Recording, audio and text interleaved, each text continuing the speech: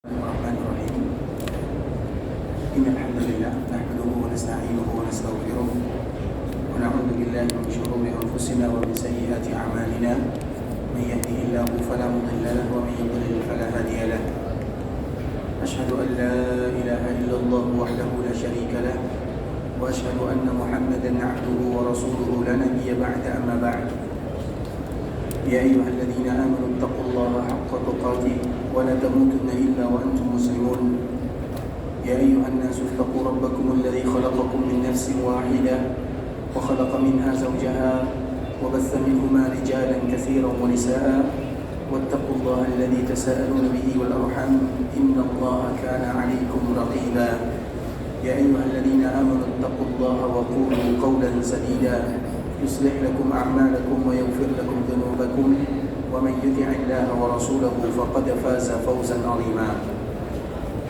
أما بعد فإن أصدق الحديث كتاب الله وخير الهدي هدي محمد صلى الله عليه وسلم وشر الأمور محدثاتها فإن كل محدثة بدعة وكل بدعة ضلالة إخوة الإسلام saudaraku muslimin para tetamu Allah rahimani wa rahimakumullah.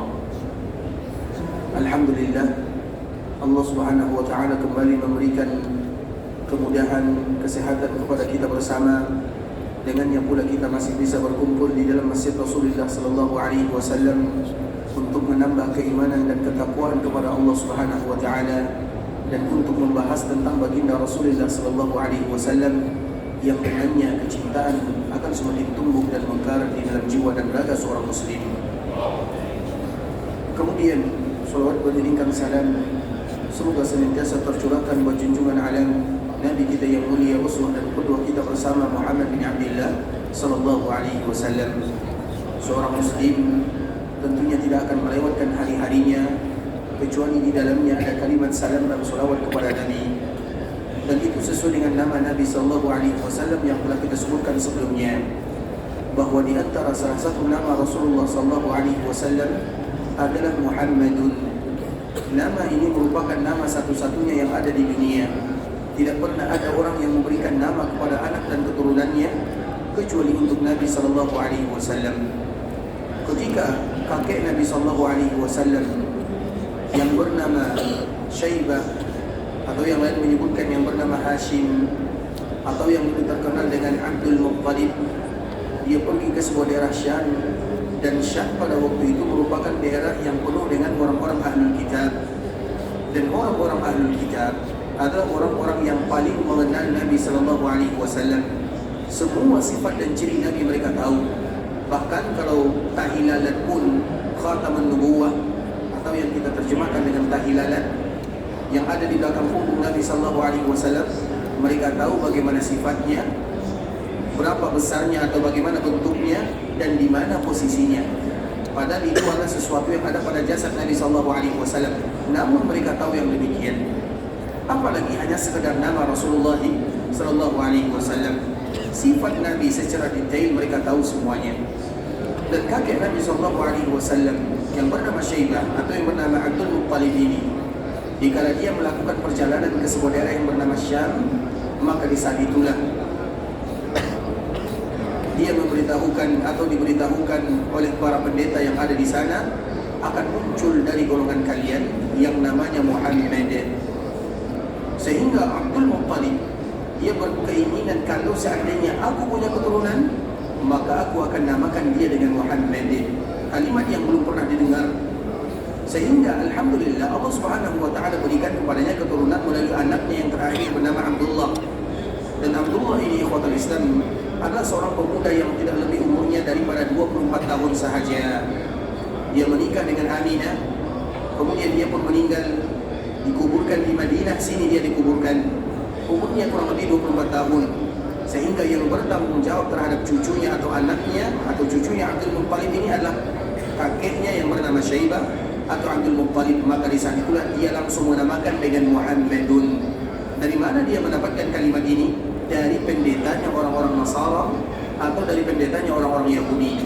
Mengapa orang Nasara dan orang Yahudi melakukan yang demikian atau memberitahukan? Karena mereka tahu bahwa Nabi itu akan diutus dari bangsa Arab dan Nabi itu akan diutus dari tanah Arab, dan Nabi itu akan muncul dari sebuah tempat yang paling dicintai oleh Allah Subhanahu wa taala, yaitu Makkah Al-Mukarramah.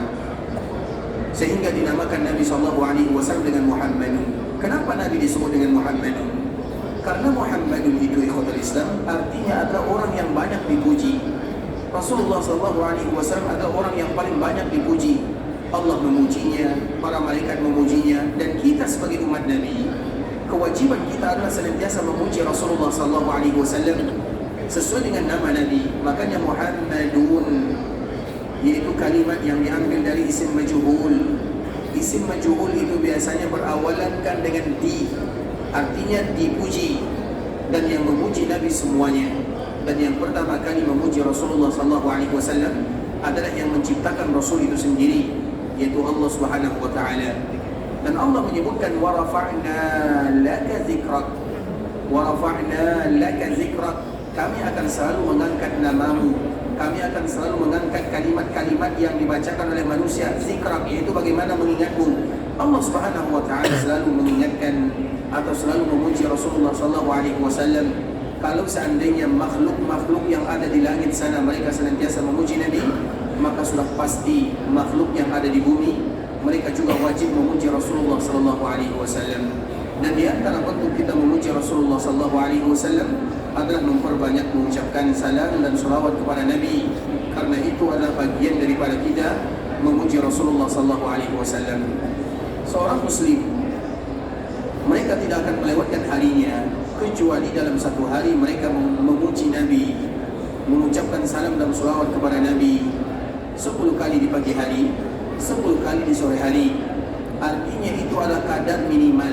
Jangan sampai kita lewatkan ada hari yang terlewatkan namun kita tidak mengucapkan salam dan salawat kepada Nabi SAW. Dan kadar minimalnya sesuai dengan yang tertera di dalam zikir pagi dan sore, sebuah zikir yang tidak boleh ditinggalkan oleh kaum muslimin, wirid yang sesungguhnya. Kalau seandainya mereka ingin berwirid, inilah wirid yang sesungguhnya, yaitu zikir pagi dan sore yang diajarkan oleh baginda Nabi SAW. Dan di antara salah satu kewajiban kita dalam zikir pagi dan sore ini adalah mengucapkan salam dan salawat kepada Nabi di pagi hari 10 kali, di sore hari 10 kali, artinya minimal 20 kali.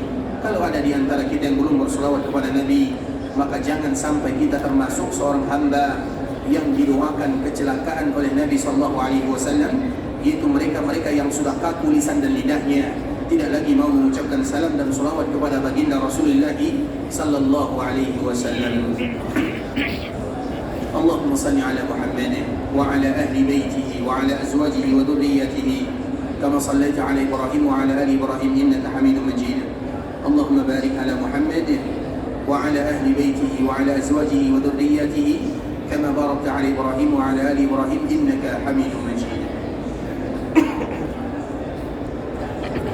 Ikhwatul Islam, saudara kaum muslimin, para tetamu Allah rahimani wa rahimakumullah. Kemarin kita telah memberikan pembahasan di antara bentuk kecintaan Nabi SAW kepada kita bersama, yaitu Nabi SAW tidak mau meninggalkan kota Madinah, dan Nabi menjadikan Madinah senantiasa ada di dalam hatinya. Dan itu terbukti ikhwatul Islam. Kemarin kita telah menceritakan sedikit bagaimana perjalanan Nabi SAW. Di antara salah satunya ikhwatul Islam, dikala terjadi Fathu Makkah.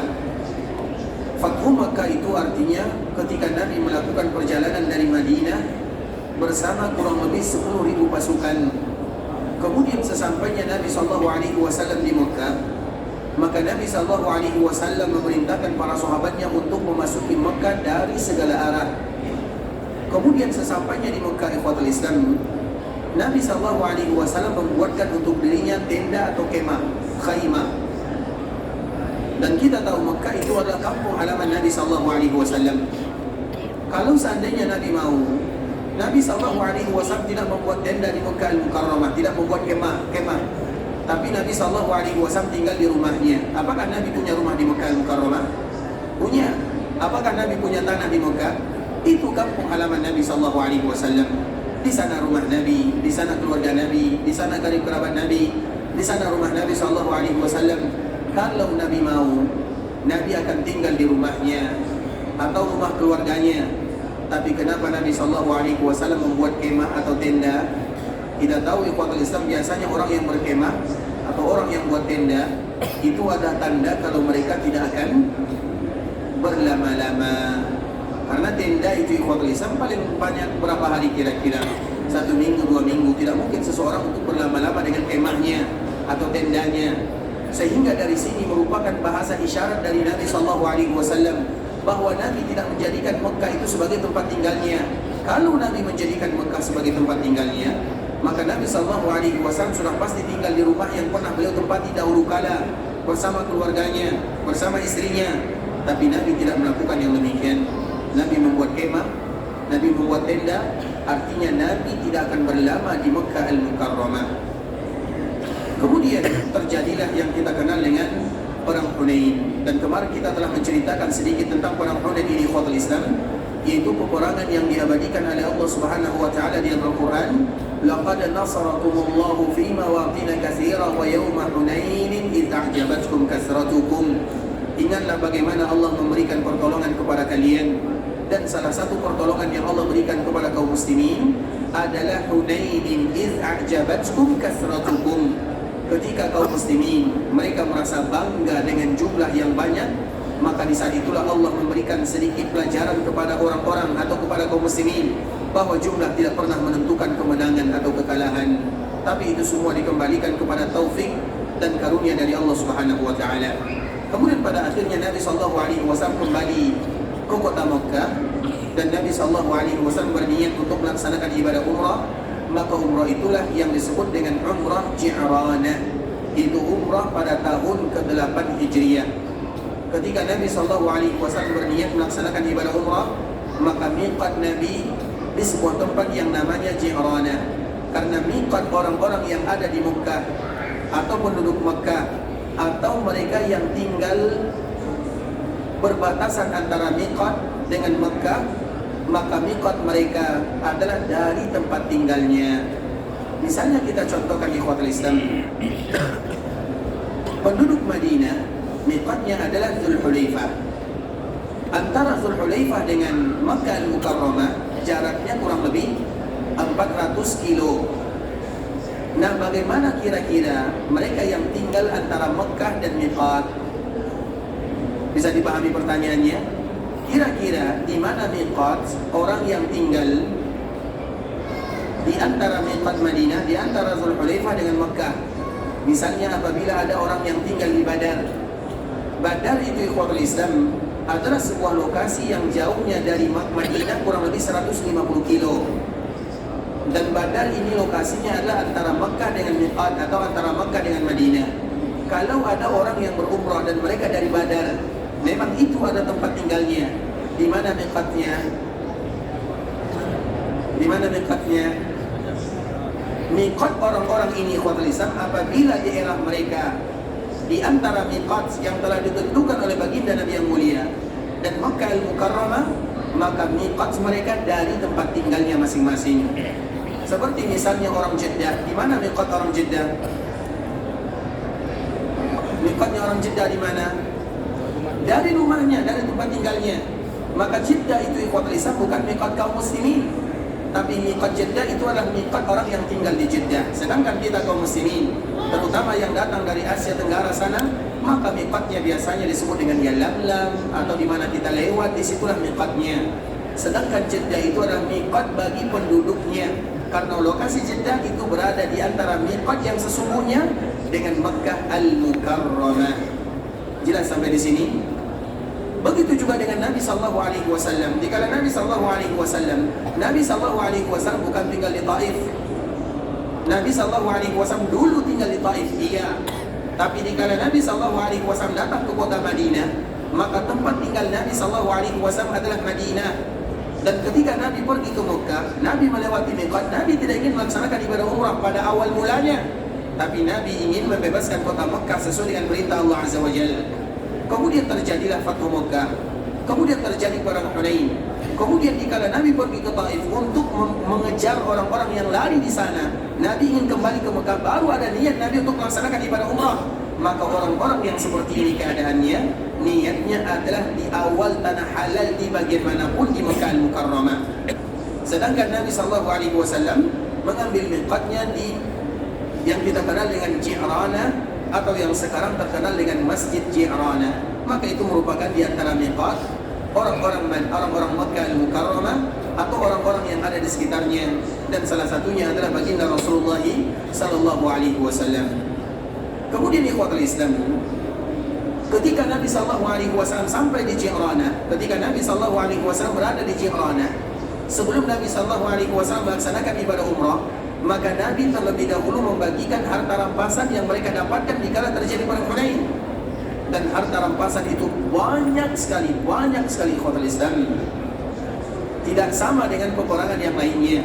Betul-betul diberikan oleh Allah Subhanahu wa taala kelebihan yang luar biasa kepada kaum muslimin. Apalagi jumlah kaum muslimin yang juga tidak sedikit, 10.000 dari Madinah, 2.000 atau 4.000 dari Mekah Al-Mukarramah. Kemudian ikhwatul Islam, dikala Nabi SAW membagikan, maka di sini banyak cerita ya, terutama salah satunya ada namanya Dzul Khuwaisirah. Dzul Khuwaisirah itu ikhwatul Islam adalah salah seorang yang pertama kali mengkritisi Nabi SAW. Namanya adalah Dzul Khuwaisirah. Dia mengkritisi Nabi SAW terhadap pembagian yang dilakukan oleh Nabi SAW. Dia mengatakan, "Adil ya Muhammad." Berlaku adillah kamu wahai Muhammad. Dan kita tahu ikhwatul Islam, Nabi SAW dikala melakukan sesuatu, maka ketahuilah itu adalah bagian daripada perintah Allah Subhanahu wa taala. Dikala kita menentang Nabi SAW atau mempertanyakan apa yang dilakukan oleh Nabi SAW, maka sama saja kita menentang Allah Subhanahu wa taala. Sebagaimana kebalikannya, kalau seandainya kita mentaati Nabi SAW, berarti kita sedang mentaati Allah Subhanahu wa taala. Makanya Allah Subhanahu wa taala menyebutkan, "Man yuti'ir rasula faqad ata'a Allah." Siapapun di antara kalian yang taat kepada nabinya, maka seolah-olah dia sudah taat kepada Allah Subhanahu wa taala. Kebalikannya, barang siapa yang ingkar kepada nabinya, berarti secara tidak langsung mereka ingkar kepada Allah Subhanahu wa taala. Salah satunya adalah ikhwatul Islam yang dikenal dengan Dzul Khuwaisirah. Dzul Khuwaisirah ini adalah cikal bakal karena dari keturunannya cikal bakal muncul salah satu kelompok yang ekstrim di dalam Islam yang dikenal dengan Khawarij. Khawarij itu ikhwatul Islam diambil dari kata-kata kharaja. Kharaja itu artinya keluar, karena di antara sifat orang-orang Khawarij adalah mereka yang keluar dari jamaah kaum muslimin, atau mereka yang bermudah-mudahan mengatakan kaum muslimin mereka bukan muslim, atau yang mudah mengkafir-kafirkan kaum muslimin. Maka kelompok seperti ini disebut dengan Khawarij, dan induknya adalah Dzul Khuwaisirah. Dzul Khuwaisirah ini ikhwatul Islam, dikala Nabi SAW membagikan harta rampasan, maka dia berani mengatakan kepada Nabi, "Adil ya Muhammad." Wahai Muhammad, kenapa engkau tidak adil? Maka apa jawaban Nabi SAW? "Wa man ya'dil illam a'dil." Kalau seandainya aku tidak berlaku adil, maka siapa lagi yang akan berlaku adil? Artinya ikhwatul Islam, ini merupakan orang-orang yang pertama kali membantah kebijakan Nabi SAW. Kaum muslimin, mereka tidak akan pernah, jangankan membantah, bertanya pun mereka tidak akan pernah bertanya tentang apa yang diperintahkan oleh Nabi SAW. Misalnya Nabi SAW mengatakan dan memerintahkan kepada kita bersama, kalau seandainya kalian sedang safar, kemudian kalian memakai kaos kaki yang tebal di musim dingin, memakai sepatu, dan kalian tidak mau membukanya, maka nanti dikala kalian berwuduk, silakan usap, cukup mengusapnya tanpa menanggalkan sepatu atau kaos kaki kalian. Kemudian usap yang bagian atasnya. Maka di saat Nabi SAW mengatakan yang demikian, kaum muslimin mereka tidak akan bertanya. Jangankan membangkang ikhwatul Islam, sifat kaum muslimin bertanya pun tidak. Karena kita tidak pantas bertanya mengapa Nabi memerintahkan kita seperti ini. Tapi kalau seandainya pertanyaannya apa alasannya, apa hikmah yang terkandung di dalamnya, maka silakan. Tapi pertanyaan yang pertama, setiap kaum muslimin dikala mereka beribadah kepada Allah dan mentaati Nabi SAW adalah ta'abbudi, disebut dengan ta'abbudi. Karena di dalam setiap perintah itu ikhwatul Islam, yang pertama kali kita tanamkan di dalamnya adalah ta'abbudi. Artinya dikala kita melakukan apa yang Allah sebutkan atau yang disampaikan oleh Nabi SAW, maka itu adalah bagian daripada ibadah. Kita tahu alasannya, kita tidak tahu alasannya, kita tahu hikmahnya, kita tidak tahu hikmahnya. Itu perkara kedua. Perkara pertama, bagaimana kita taat kepada Allah, bagaimana kita taat kepada Rasulullah SAW.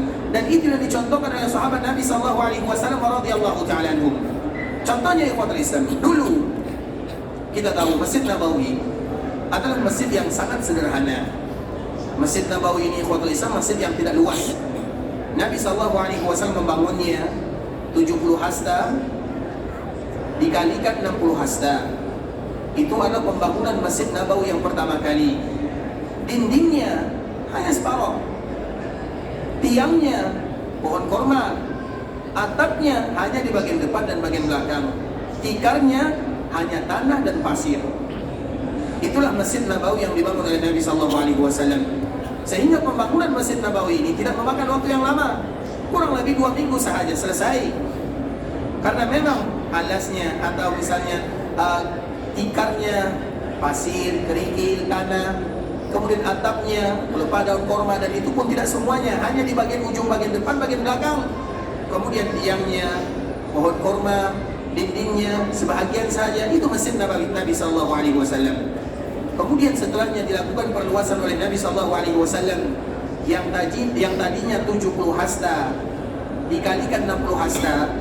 Kemudian perluasan pertama dilakukan oleh baginda Nabi yang mulia, 50 atau 100 hasta dikalikan 100 hasta. Itu juga yang dilakukan oleh baginda Rasulullah SAW. Itu adalah perluasan Masjid Nabawi.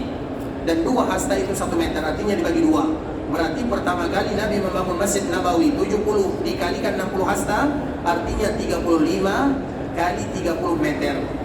Kemudian setelahnya 100 hasta dikalikan 100 hasta, dilakukan perluasan, artinya 50 kali 50 untuk pembangunan Masjid Rasulullah SAW.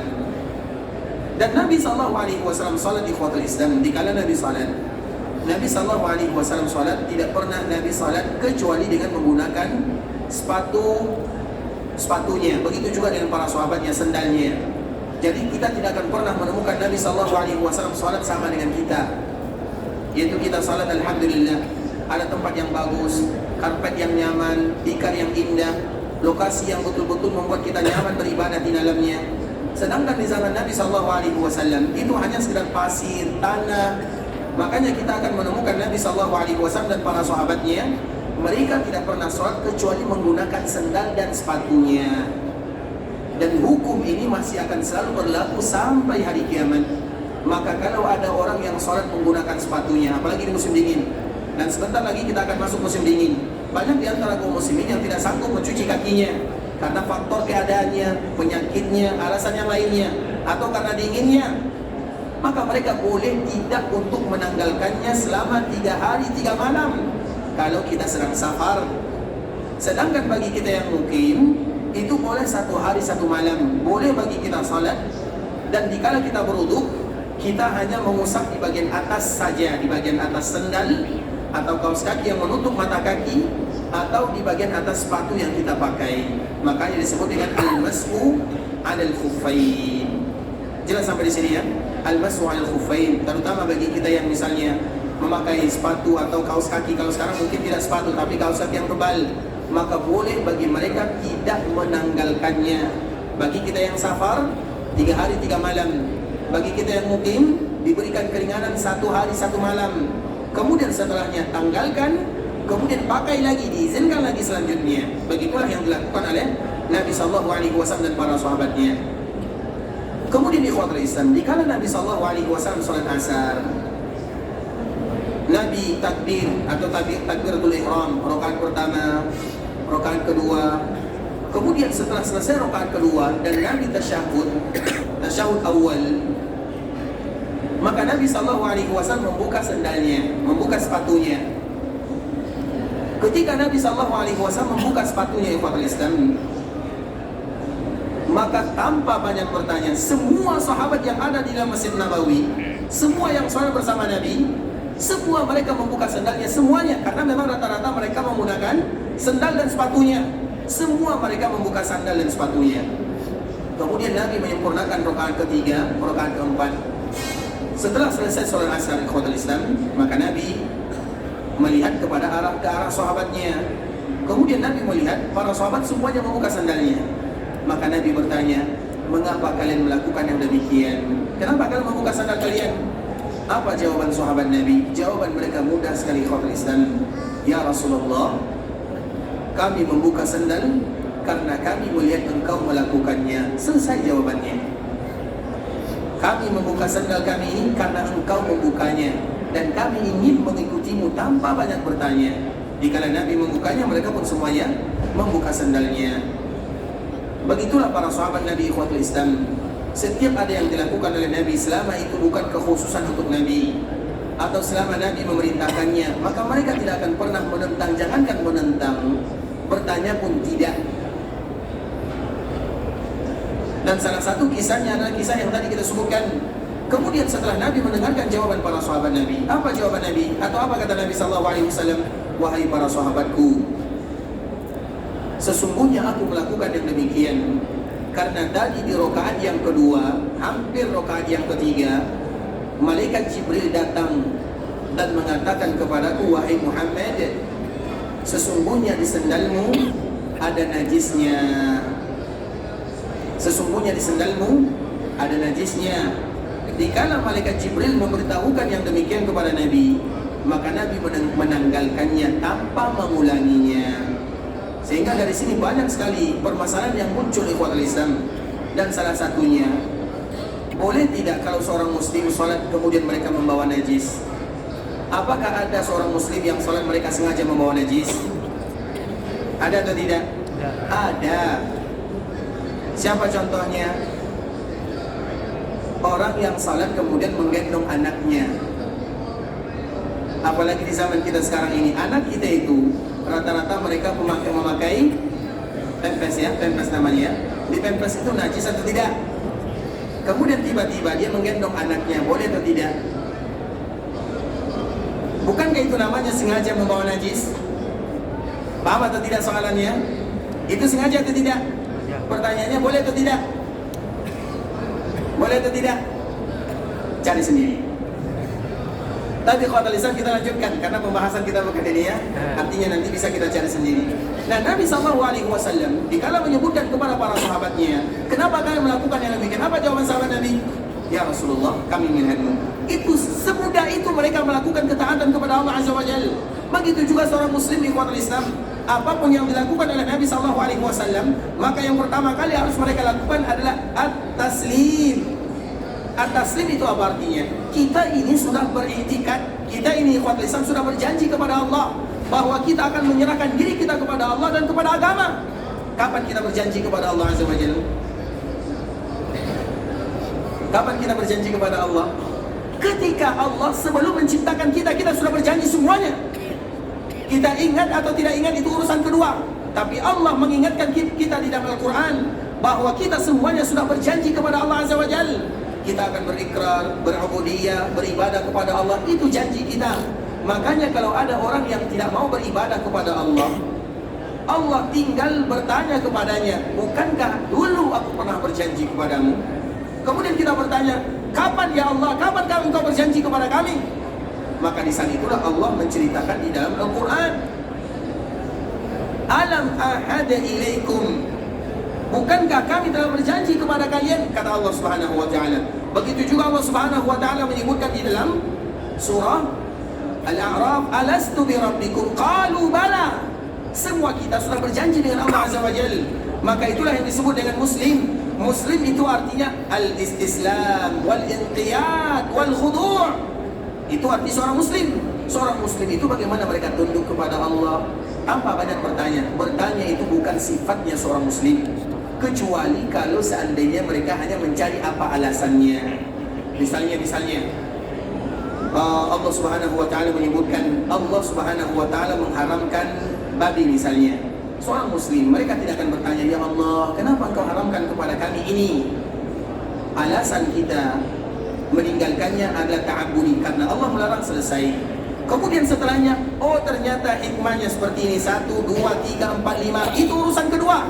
Tapi urusan pertama adalah sami'na wa ata'na. Makanya selalu kita menyebutkan ayat ini, ikhwatul Islam, ayat yang Allah ceritakan di dalam akhir surah Al-Baqarah.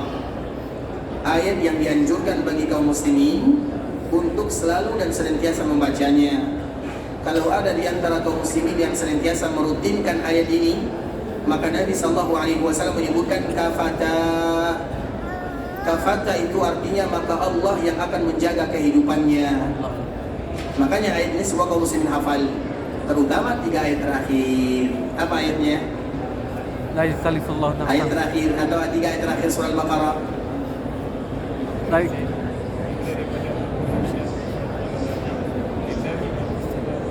Lillahi ma fis samawati wa ma fil ardh.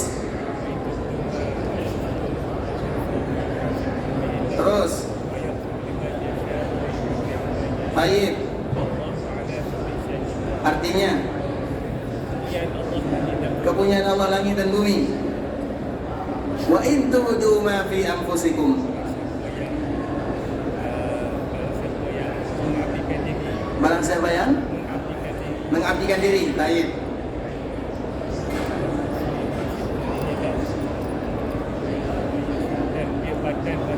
Baik.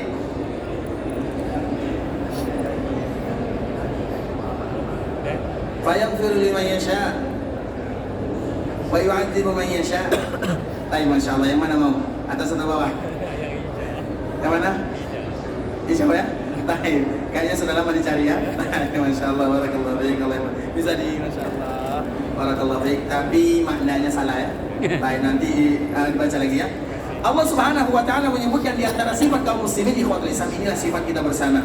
Lillahi ma fis samawati wa ma fil ardh. Kepunyaan Allah langit dan bumi.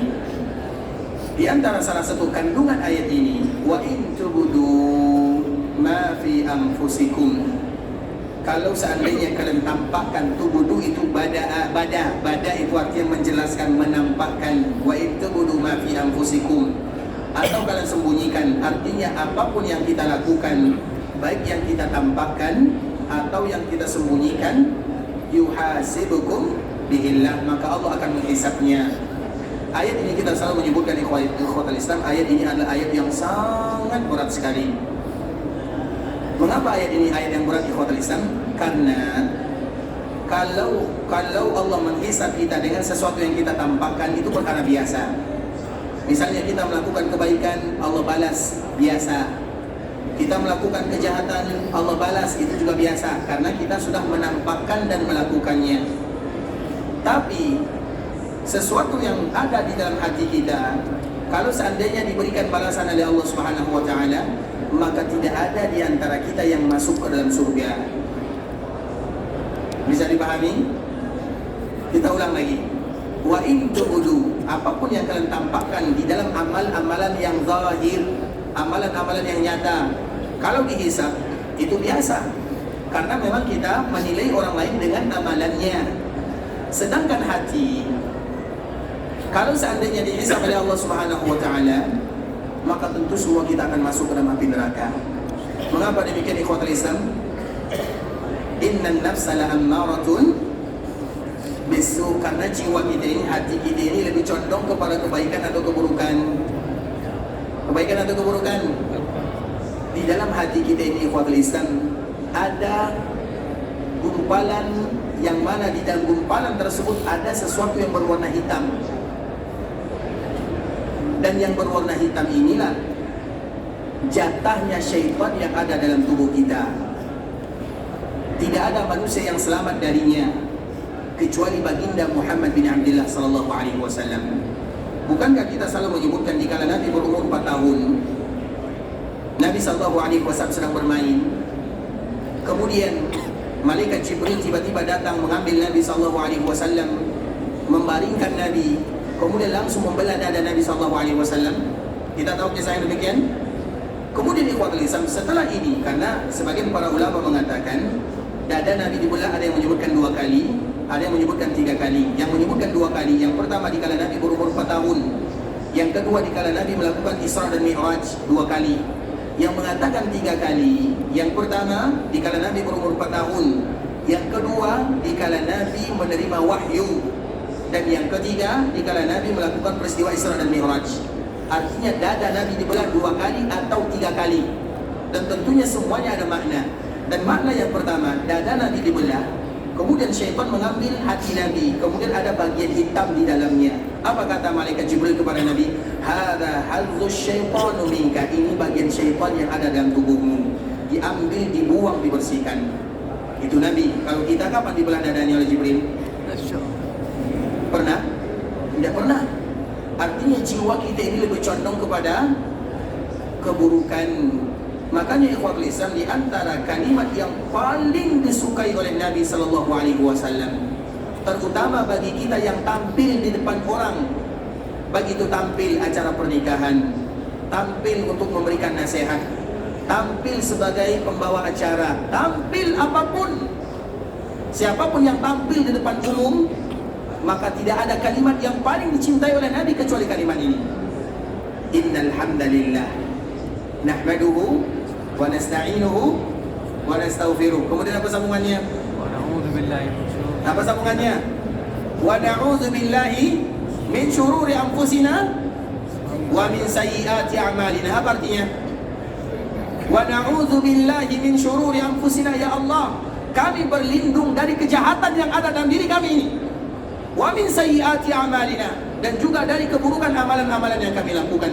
Inilah kalimat yang paling dicintai oleh Nabi SAW, terutama bagi mereka yang ingin tampil, baik itu sebagai pembuka acara. Misalnya kita ada acara keluarga, kemudian dikala kita acara keluarga, tidak mungkin kita hanya duduk-duduk saja.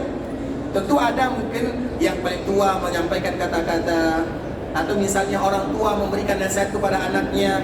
Maka kalimat pembuka ikhwatul Islam adalah kalimat pembuka yang selalu dipakai oleh Nabi SAW. Innal hamdalillah nahmaduhu wa nasta'inuhu wa nastaghfiruh wa na'udzu billahi min syururi anfusina wa min sayyiati a'malina. Kemudian setelahnya baru kita berbicara. Makanya siapapun yang berbicara ikhwatul Islam, jangan mereka berbicara tentunya di depan halayak ramai ya, kecuali mereka awali kalimatnya dengan bahasa yang digunakan oleh baginda Rasulullah SAW. Itulah yang selalu disebutkan oleh Nabi, disebut dengan khutbatul hajah. Khutbatul hajah itu kalimat-kalimat yang mana kita menyebutkan hajat kita kepada Allah Azza wa Jalla. Karena itu semuanya adalah doa. Dan salah satunya wa na'udzu billahi min syurur. Kita ini jahat ikhwatul Islam. Kalaulah bukan karena taufik dari Allah Azza wa Jalla, maka kita semuanya tidak akan ada yang selamat. Sehingga di antara salah satu doa yang diajarkan oleh Nabi SAW, dihafal doanya. Nabi SAW mengajarkan kepada kita semuanya doa ini. Allahumma alhimni rushdi wa qini syarra nafsi. Hafal doanya? Ada yang sudah hafal? Apa? Ulang lagi, saya tidak mau mengulangnya. Cari sendiri ya. Baik. Ini merupakan doa ikhwatul Islam yang dianjurkan bagi kaum muslimin untuk menghafalnya. Allahumma alhimni rushdi wa qini syarra nafsi. Terutama bagi kita yang merasa, kenapa Ustaz, kenapa saya ini malas beribadah, kenapa saya sudah mulai bosan, kenapa malas baca Quran, kenapa malas melaksanakan sholat berjamaah bersama kaum muslimin. Rasanya ada sesuatu yang tidak sempurna dalam kehidupan. Saya sulit untuk bergerak misalnya, sulit untuk bersedekah, sulit untuk melakukan kebaikan, sulit untuk senyum kepada sesama, sulit untuk melakukan kebaikan, sulit. Maka di sana itulah kita butuh kalimat ini. Allahumma alhimni rushdi wa qini syarra nafsi. Sudah hafal? Sudah hafal? Sudah atau belum? Sudah atau belum? Ada yang sudah, yang belum ya? Allahumma alhimni rushdi. Ya Allah, alhimni, berikan kepadaku kekuatan ilham, rushdi, untuk selalu melakukan kebaikan. Rushdun itu pintar artinya. Karena seorang hamba yang paling pintar, siapa yang paling pintar menurut Allah Azza wa Jalla? Yang pintar, yang cerdas adalah orang yang beribadah kepada Allah Azza wa Jalla. Itulah hamba yang cerdas. Cerdas itu bukan akal, itu tanda kecerdasan. Tidak semua orang diberikan kecerdasan dalam akalnya, tapi yang cerdas sesungguhnya adalah mereka yang beribadah kepada Allah Subhanahu wa Ta'ala. Sama dengan ikhwatul Islam, kalau ada di antara kita bertanya, siapakah manusia yang sukses? Apa jawabannya? Siapa manusia yang sukses? Manusia yang sukses itu disebutkan oleh Allah Azza wa Jalla, "Faman zuhziha 'anil nari wa udkhilal jannata faqad faz." Orang yang selamat dari api neraka, masuk ke dalam surga, merekalah yang sukses sesungguhnya. Itulah sukses, itulah yang sukses. Yang sukses itu bukan yang banyak keretanya, banyak mobilnya, banyak rumahnya, banyak hartanya. Tidak pernah itu menjadi standar kesuksesan. Kalau seandainya itu standar kesuksesan, maka yang paling sukses itu adalah Qarun. Ya atau tidak? Karena dia yang paling kaya. Bahkan setiap kali kalau kita menemukan harta secara tiba-tiba, disebut dengan harta Qarun. Sampai sekarang namanya diabadikan, saking kayanya. Tapi dia adalah orang yang paling celaka dan paling binasa. Karena Allah tidak pernah menjadikan kesuksesan dalam masalah dunia.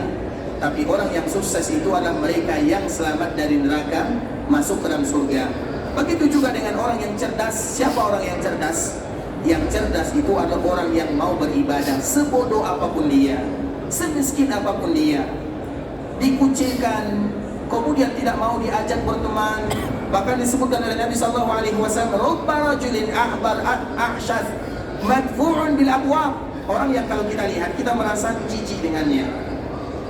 Artinya orang tidak menganggap dia, orang menganggap remeh. Tapi dia adalah orang yang beribadah. "Lau aqsama 'ala Allahi la abarra." Kalau seandainya dia mengangkat kedua tangannya, Allah pasti akan kabulkan doanya. Karena dia selalu beribadah kepada Allah Azza wa Jalla. Jadi orang yang cerdas itu adalah orang yang beribadah kepada Allah. Maka kita butuh kecerdasan.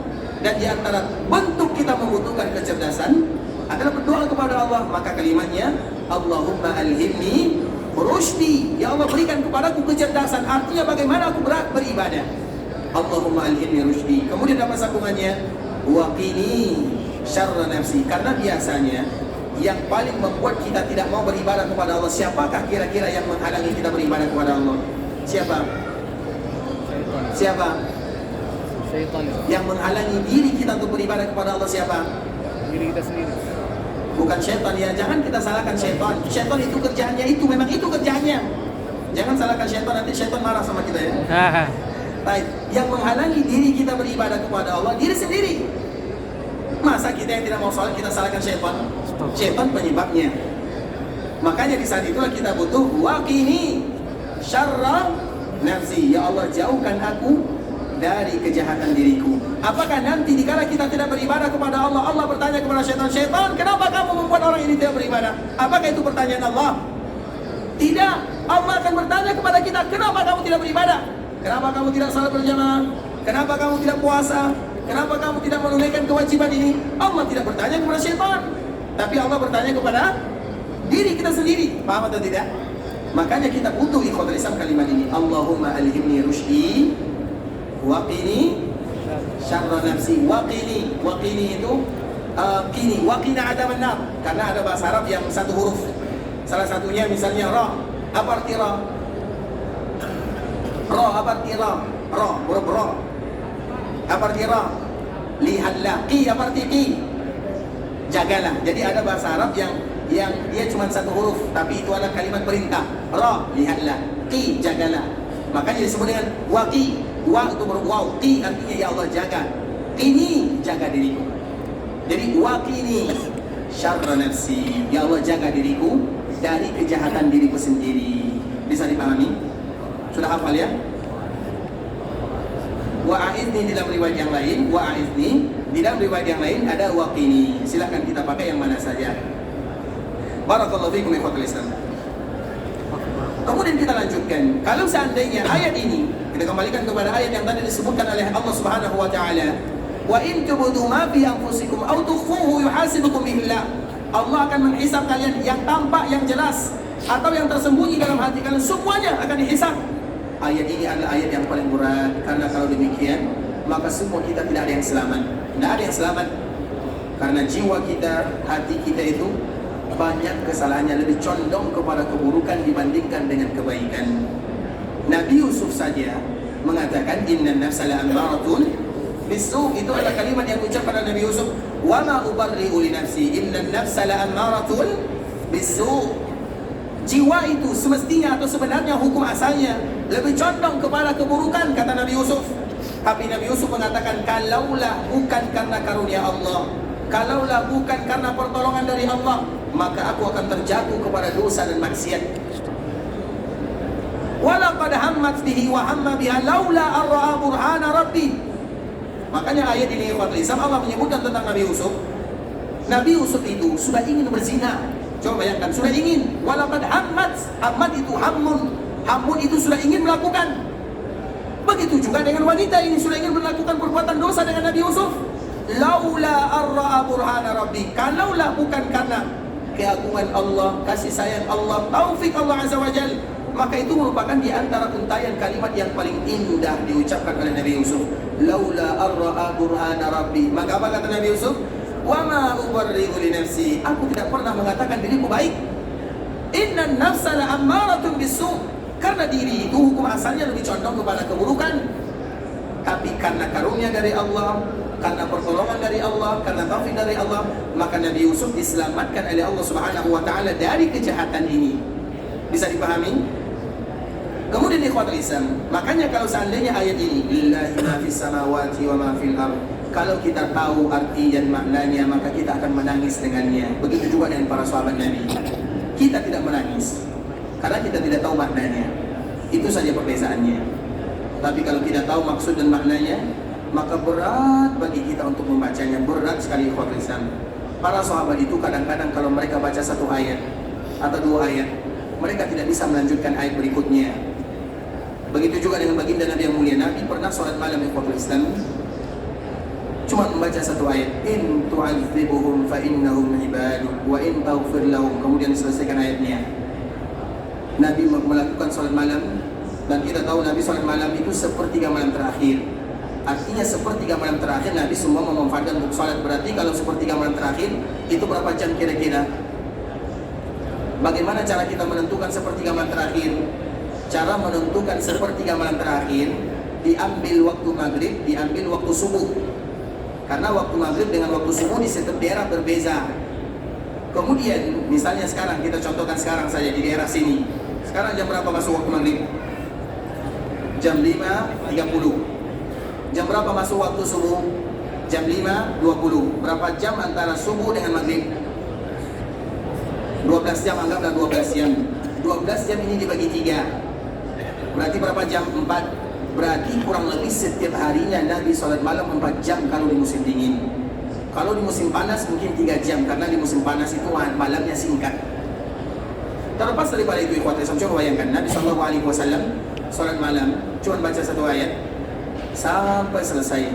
Kenapa demikian? Karena maknanya begitu Nabi memahaminya. Itulah yang dibutuhkan oleh seorang muslim. Dikala mereka memahami makna suatu ayat, kemudian mereka menghayatinya, maka mereka tidak akan pernah bosan dengan ayat-ayat Allah Subhanahu wa taala.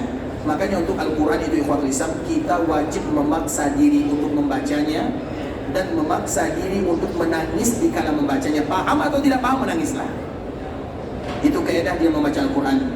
Apa kata Nabi? Illam tabku fatabaku. Kalau kalian tidak bisa menangis, maka pura-pura menangis. Untuk latihan. Paham ya? Kenapa demikian? Karena tidak mungkin kita baca Quran kemudian kita lewatkan ayat begitu saja tanpa menangis. Iya, mungkin kita tidak tahu maknanya. Latihan dulu menangisnya. Kemudian nanti kita tahu maknanya, maka dengan maknanya tangisan tersebut tidak lagi akan berpura-pura atau latihan, tapi betul-betul sungguhan. Tapi itu merupakan latihan. Tapi ikhwatul Islam, maka dari situlah berlatihlah untuk menangis di dalam membaca Al-Quran. Karena memang Al-Quran itu adalah ayat-ayat Allah Subhanahu wa taala, kabar gembira atau kabar bertakut. Begitu juga dengan hikmah-hikmah yang lain yang ada di dalamnya. Terlepas daripada itu semua, kita kembalikan kepada ayat ini. Wa in tubdu ma fi anfusikum wa tukhfu. Ayat ini berat. Dengan beratnya ikhwatul Islam, para sahabat datang kepada Nabi mengadu, ya Rasulullah, dalam Al-Quran kami menemukan ada salah satu ayat yang sangat berat bagi kami. Maka Nabi bertanya, ayat yang mana? Maka di saat itulah para sahabat mengatakan, lillahi ma fis samawati wa ma fil ardh wa in tubdu ma fi anfusikum aw tukhfuhu yuhasibukum bihillah. Dikala para sahabat mengadu kepada Nabi dan Nabi mendengarkan bacaan ayat yang disebutkan oleh sahabatnya, Nabi marah. Apa kata Nabi kepada para sahabatnya? Wahai sahabat-sahabatku, kalian itu jangan sama dengan Bani Israel, jangan sama dengan umat-umat sebelumnya. Umat sebelumnya kalau ada perintah, yang pertama kali mereka lakukan apa? Umat sebelumnya kalau ada perintah, apa yang pertama kali mereka lakukan? Bertanya. Bertanya dan banyak bertanya. Kenapa? Itu umat sebelumnya. Sedangkan umat kita, kalau ada perintah, apa yang mereka lakukan? Laksanakan. Sami'na wa ata'na. Iya atau tidak? Itu perbedaannya. Maka jangan banyak bertanya dalam masalah agama untuk melaksanakan suatu perintah. Karena kalau semakin banyak bertanya, semakin sulit bagi kita mengerjakannya. Misalnya, Ustaz, kenapa sholat subuh itu 2 rakaat dan kenapa harus maghrib itu 3 rakaat? Kenapa kira-kira Ustaz? Apa jawabannya? Kira-kira apa jawabannya? Stop. Jawabannya dicubit. Nah, itu jawabannya. Bisa dipahami? Karena perkara-perkara seperti ini, Ikhwan Islam, tidak boleh ditanyakan. Kalau mau bertanya, bertanya kepada Allah Azza wa Jalla, bertanya kepada Nabi. Dan ingat, kewajiban kita bukan banyak bertanya, tapi banyak beribadah. Makanya Allah Subhanahu wa taala menyebutkan kaidah di dalam surah Al-Anbiya, la yus'alu amma yaf'al wa hum yus'alun. Allah itu tidak ditanya terhadap apa yang Allah perintahkan, yang Allah lakukan. Allah mau seperti ini, Allah mau seperti itu. Itu bukan urusan kita. Urusan kita bukan yang demikian. Urusan kita apa? Wa hum yus'alun. Yang ditanya itu kita, bukan Allah Azza wa Jalla. Kalian sudah melakukan atau belum? Itulah pertanyaannya. Jelas sampai di sini ya. Allah mau memerintahkan kita sholat subuh 3 rakaat, 5 rakaat, terserah Allah Azza wa Jalla. Pertanyaannya, kita sudah melakukan atau tidak? Kecuali kalau bertanya itu hukumnya lain cerita. Misalnya, hukumnya misalnya, Ustaz kalau sholat subuh, kemudian tiba-tiba ada imam, kemudian dikala imam ini jadi imam, panjang bacaannya, kemudian setelah panjang bacaannya sampai masuk waktu syuruk. Ini pertanyaannya, nanti silakan jawab sendiri karena ini fakta. Kemudian Ustaz, imamnya panjang bacaannya sampai waktu syuruk, karena kadang-kadang ada imam di dalam sholat mereka murajaah. Tahu murajaah? Murajaah hafalan. Jadi dibaca panjang-panjang sampai waktu syuruk. Kemudian setelahnya, setelah sampai selesai waktu subuh, tiba-tiba imam mengatakan, ulang salat kalian semuanya, karena saya tadi lupa kalau saya adalah sedang janabah. Bisa dipahami? Ada imam yang jadi yang salat subuh, kemudian panjang bacaannya. Setelah salat subuh, waktu syuruk pun masuk, dan imam mengatakan, ternyata saya tidak sah jadi imam karena saya belum mandi. Dia lupa. Kalau kita ulang salat subuh, waktunya juga sudah habis. Apa yang harus kita lakukan? Apa jawabannya? Kalau seperti ini apa jawabannya? Sholat aja. Ada yang tahu? Apa jawabannya? Jawabannya imamnya di sah soal makmumnya. Karena mereka tidak tahu. Betul nih, fatwa siapa nih? Betul. Jawabannya adalah imamnya dipukul. Astagfirullah. Itulah yang disebutkan oleh para ulama yang tulisan kapan kita boleh memukul imam. Ini sekedar cerita, tapi fakta. Sekedar cerita tapi fakta. Artinya yang tulisan, kalau seandainya ini yang kita bahas, tidak menjadi masalah. Pembahasan bagaimana hukum-hukum yang ada di dalamnya. Tapi kalau kita bahas kenapa Allah perintahkan ini, mengapa Nabi perintahkan seperti ini, maka di saat itulah la yus'alu amma yaf'alu wa hum yus'alun. Allah itu tidak ditanya tentang apa yang Allah perintahkan. Allah mau memerintahkan kita seperti ini, seperti itu dikembalikan kepada Allah. Sedangkan kewajiban kita adalah melakukan atau tidak. Bisa dipahami ya? Kemudian apa kata Nabi? Wahai para sahabatku, jangan kalian mau sama dengan orang-orang Bani Israel. Setiap kali ada perintah, mereka pasti bertanya, mengapa? Sedangkan kita ucapkan sami'na wa ata'na dan minta tolong kepada Allah agar kita mudah untuk melakukannya.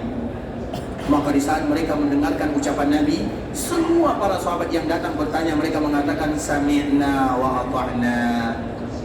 Ketika mereka mengatakan sami'na wa ata'na, maka langsung Allah turunkan ayat yang kedua, amanar rasulu bima unzila ilaihi min rabbih wal mu'minun, sampai di ujung ayat wa qalu sami'na wa ata'na ghufranaka rabbana wa ilaikal masir.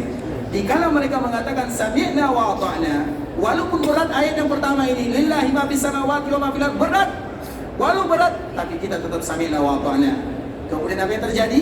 Allah turunkan ayat yang ketiga, la yukallifullahu nafsan illa wus'aha. Ternyata ayat yang pertama tadi langsung dihapus oleh Allah Subhanahu wa taala. Artinya tidak jadi. Kenapa tidak jadi? Sami'na wa ata'na. Itulah kaedah yang ada dalam agama yang paling mudah, la yukallifullahu nafsan illa wus'aha. Ada orang yang tawaf misalnya, tapi dia selalu buang air kecil. Bagaimana tawafnya? Sah atau tidak? Sah atau tidak? Sah. Sah atau tidak? Sah. Buang air kecil, berarti batal wudunya, najis pakaiannya.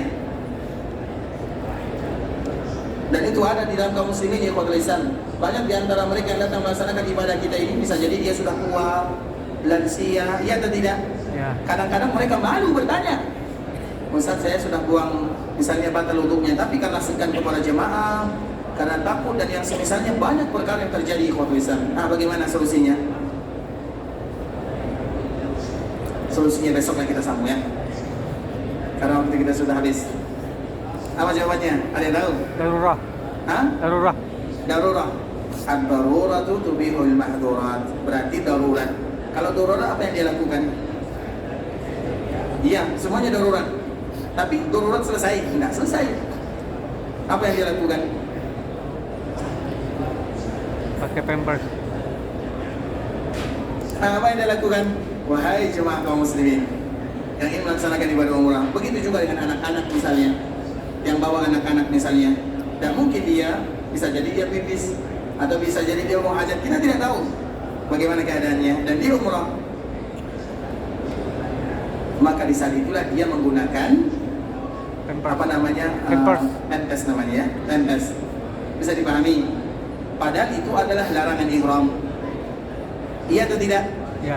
Tapi dia pada waktu itu wajib melanggar larangan ihram. Boleh tidak larangan ihram dilanggar? Boleh atau tidak? Boleh. Boleh atau tidak? Tidak boleh. Tapi orang yang keadaannya seperti ini boleh atau tidak? Boleh. Boleh atau tidak? Boleh. Bukan boleh, wajib.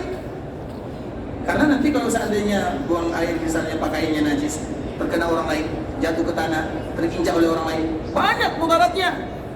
Maka kita kembalikan kepada firman Allah, la yukallifullahu nafsan illa wus'aha.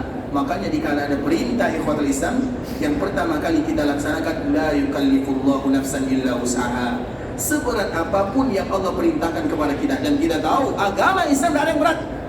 Satu-satunya agama yang paling diberikan kemudahan sesuai dengan ucapan Nabi, ahabbud dini ila Allah al-hanifiyah as-samha.